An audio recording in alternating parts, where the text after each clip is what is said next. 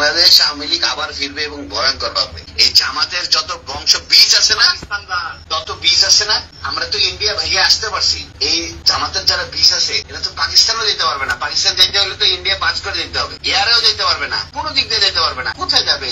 হ্যাঁ, আমরা তো সবাই বেঁচে আছি। হয়তোবা কিছু লোকজন নিরীহ কিছু নেতা কর্মীদের উপর অত্যাচার করে মেরে ফেলানো হয়েছে। হ্যাঁ, ম্যাক্সিমাম বেঁচে আছি। কিন্তু বাংলাদেশ আওয়ামী লীগের 4 কোটির উপরে নেতা কর্মী আছে, একদম নেতা কর্মী। এর মধ্যে হয়তোবা 50 লাখ মারতে পারবে, 3.5 কোটি বেঁচে আছে। কোথায় যাবে? বাসা থেকে না, মাটির 50 হাত নিচে থাকলেও জামাতের চেয়ে ডেঞ্জারাস ভাবে ওদেরকে মৃত্যু দিব। ওরা কি মারছে?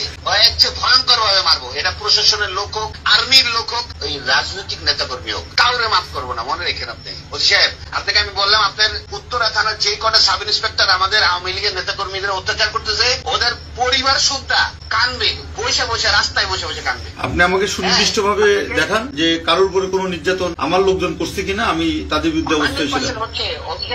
শোনেন, আমরা কোন অত্যাচারিত হয়ে আপনার মতো একজন থানা ইনচার্জকে ফোন করে এই রাত 1টা বাজে আপনাকে ফোন করে এত ডেসপারেটনেস কথা বলতেছে, আপনি বুঝতে পারতেছেন না আমাদের ওয়ালে কতটুকু পিঠ থেকে গেছে। হ্যাঁ, আমরা কিন্তু মার্ডার মামলার আসামি, 47টা মার্ডার মামলার আসামি। জানিও না কয়টা মার্ডার করছি। হ্যাঁ, আমি কিন্তু জানিও না যে আমি কয়টা মার্ডার মামলা করছি। তা আপনারা আমাদের নামে একটি মামলাও, আপনার একটি মামলাও কিন্তু পুলিশবাদী মামলা না।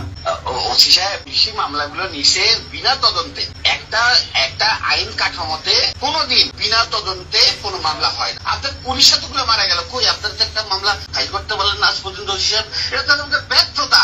আপনাদের চাকরি করা উচিত না। এটা সত্য, এটা সত্য।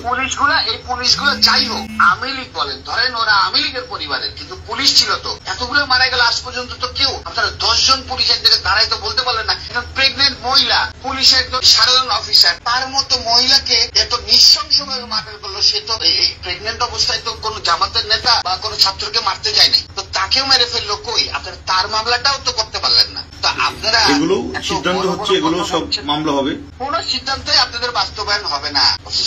আমরা রাজনীতি করে এসেছি। আমি আজকে 21 বছর প্রেসিডেন্ট সেক্রেটারি। আমার কি ওই ধারণা নাই বাংলাদেশের রাজনীতি কোন দেশের মানে কথায় চলে? আমেরিকা কয়দিন সেভ করবে? ঠিক আছে, আমরা ছোট চাকরি করি, ছোট মানুষ, আপনি করেন। আপনি আমার থানা যে না আপনার তো ছোট মানুষ, কিন্তু আপনার কার্যক্রম তো বড়। আপনার কার্যক্রম ঠিক করেন। হ্যাঁ, আল্লাহর কসম, আমার কার্যক্রম যদি কোনো অপরাধ থাকে, এটা আমার কর্তৃপক্ষ বা আমার উপর আছে, সে দেখবে। তবে আমার কোনো অফিসার যদি অন্যায় করে থাকে, আপনি সেটা আমাকে দেন, আমি সেটা দেখব। আমার বিরুদ্ধে যদি কোনো অভিযোগ থাকে সেটা দেন, আমি সেটা জবাব দেব। আপনার বেতন কিন্তু আপনার ঊর্ধ্বতন কর্মকর্তা দেয় না। আপনার বেতন কিন্তু বাংলাদেশ গণপ্রজাতন্ত্রী সরকার, বাংলাদেশ প্রজাতন্ত্রী সরকার। মানে আমি যদি কোনো আপনি প্রায় 10 মিনিট কথা বলেন আমার সাথে, এর মধ্যে যদি একটি অভিযোগ আমার বিরুদ্ধে দেখান যে আপনি দেখাতে পারছেন কিনা, এভাবে গড়ে কথা বলতে হবে না। আমি আপনাকে প্রমাণ, আপনার পরিচয়টাও দেন নাই, আপনি কে, আপনার পরিচয়টাও দেন নাই। আমি আপনাকে আমার সম্পূর্ণ ডিটেলসই বলছি, শুধু নাম বলি না। নাম বলতে সমস্যা কোথায়? আপনি নাম বললে সমস্যাটা কোথায়?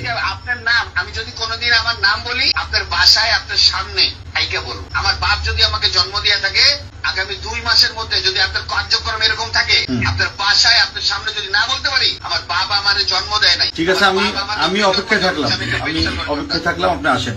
হ্যাঁ, আমি আপনাকে মনে রাখেন, আপনি আরেকবার আরো যদি এরকম আপনার কার্যক্রম চলে, আগামী 2 মাসের মধ্যে আপনার সঙ্গে আমার একদম সরাসরি দেখা হবে। এবং আমার নাম আপনার যদি সরাসরি আপনার মনে না থাকে, আমার বাপ আমার জন্ম দেয়। ঠিক আছে, আপনি আসেন, 2 মাস সময় ওয়েট করলাম। আর্মির হেল্প নিয়ে আপনি হচ্ছে, যদি আপনি এরকম কার্যক্রম থাকে, আপনার বাংলাদেশ আর্মির হেল্প নিয়ে। ঠিক আছে, অপেক্ষা করলাম। জি, থ্যাংক ইউ।